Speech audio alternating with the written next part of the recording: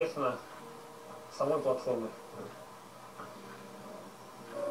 Вместе с гидробортом еще идет пульт, который имеет провод, растягивающийся на большое расстояние. Специальная розетка, разъем, вставляем и управляем пультом. Выглядит это вот так. Соответственно, вы закатили палет вместе с тележкой.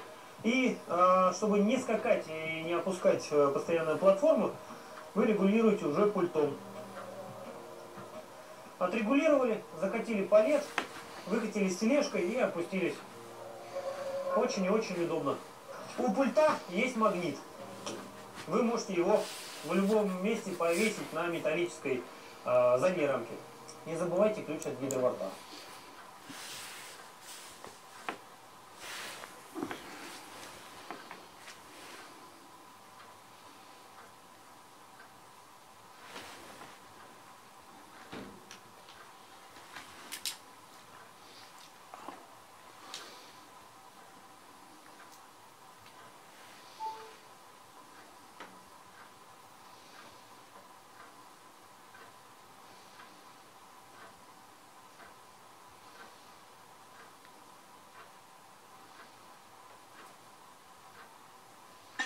On our £10 pay-as-you-go rocket pack with 500 minutes and 5,000 texts, all without a contract. Try it. A tenor says you won't be disappointed. Oh, and there's loads more packs to choose from. For your SIM, go online or in-store. Bluetooth mode. You're on Tesco Mobile. Rocket pack expires after 1 month. For use automatically requires a Tesco Mobile or unlock phone minutes. Text to standard UK landline and mobiles. Includes EU roaming. Decency supply. Ian Pay on LBC. Call 0345 6060 973.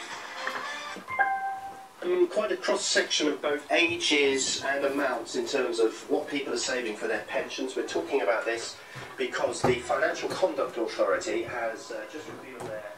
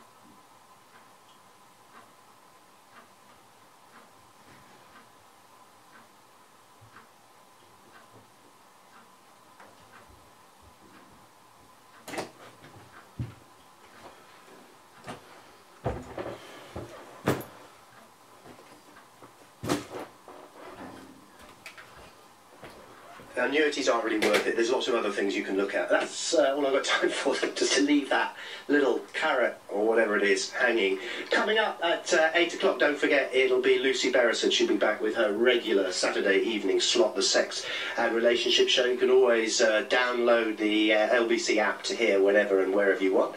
Next though, of course, it's Beverly Turner. Thank you, Ian. Thank you. Good evening. This is Bev here on a Saturday night. Looking forward to you keeping me company for the next couple of hours. So at 7, let's consider a hot off the press fact that 40% of divorces are now being initiated by men, especially men in their 50s. What do you think is driving that significant social change? But first, Scotland is about to become the first UK country to ban parents from smacking their children. I find this absolutely ridiculous. It's a move that will not stop bad parents who want to beat up their kids, but it will undermine the confidence of good parents who are trying to do the right thing. Don't you agree? Give me a ring. I'm Bev Turner on LBC, and it all starts next.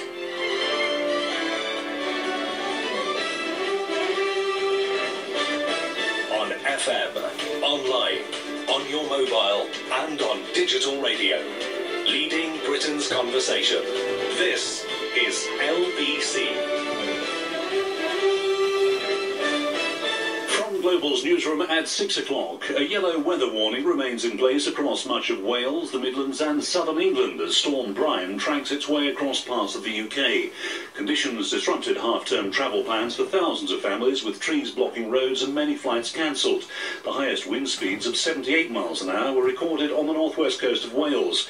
Marco Patania is from the Met Office and told LBC that strong winds will continue into this evening. We have a warning in force through till midnight, suggesting gusts continuing to be around 60 to 70 miles an hour around the coast of England and Wales, and still 40 to 50 inland. But a ridge of high pressure moving in from the west will quieten things down slowly from the west tomorrow, but still blustery, particularly in the east, down the eastern coast tomorrow. Thousands of pro-independence demonstrators are marching through Barcelona after Spain's Prime Minister said Catalonia will temporarily lose its autonomy.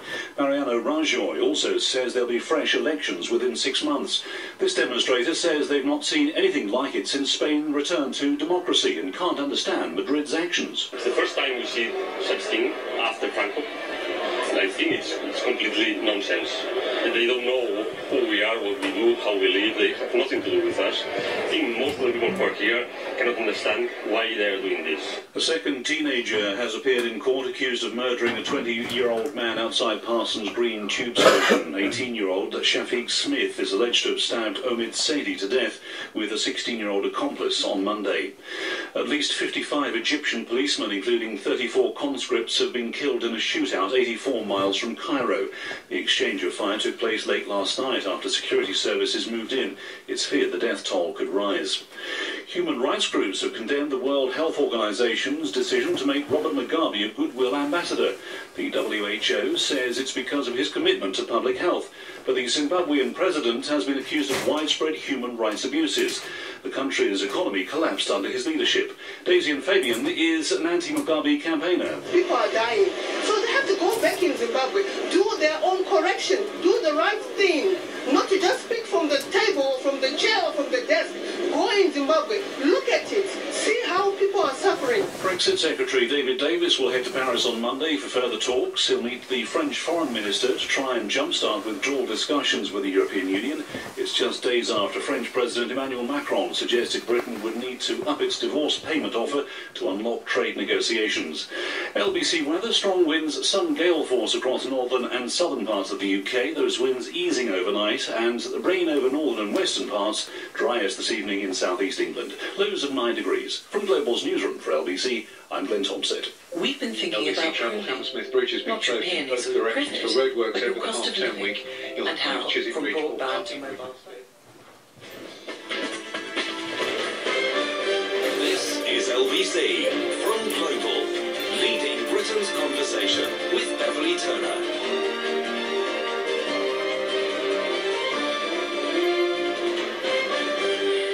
This is Bev with you until 8 o'clock. Now, this is a story that broke sort of yesterday, wasn't it? The papers were full of this. Scotland proposing to be the first part of the UK to ban the smacking of children. To which I took a sharp intake of breath. I've got 3 kids. If you listen regularly, you'll know that. They tend to drive me about mad most of the time. I'm generally rather fond of them. They're 14, 8 and 6. And I smack my kids. I do. Not every day. I'm not violent. You would never describe me as a violent parent. But occasionally, they might need a quick smack on the bum to make them behave themselves. They're children. And do you know what? Children live in the moment. And sometimes in that moment, you need to dish out a little bit of punishment on those children in a way that they understand, and it's not going to last all day, because I've seen so many parents, and I've been there myself, I've tried it, when you might be out and you'll say, if you do that again, you will not have X when you get home. You won't have your screen for the evening. I do that as well. But often I forget what it is that I promised the punishment to be. That happens, doesn't it? Give me a ring and tell me it doesn't. 0345 6060 973 is the number to ring, as always. Text me on 84850.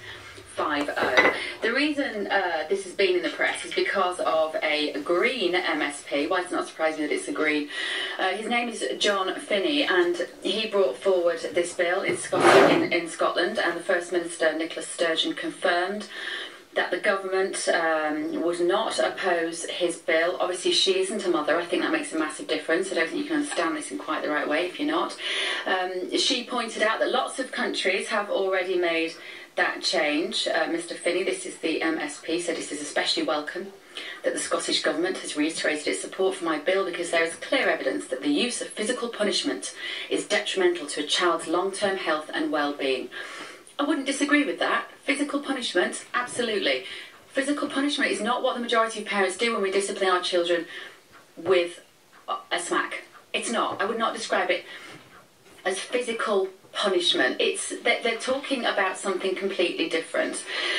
The physical punishment of children is already illegal in 52 countries. He went on to say, my proposal will give children in Scotland the necessary protections to flourish in a healthy environment and encourage the building of stronger relationships between children, their parents and others who care for them. No, it absolutely will not. What it will do is make children think they can get away with pretty much anything, which is what a lot of them actually believe they can do at the moment. That's the situation.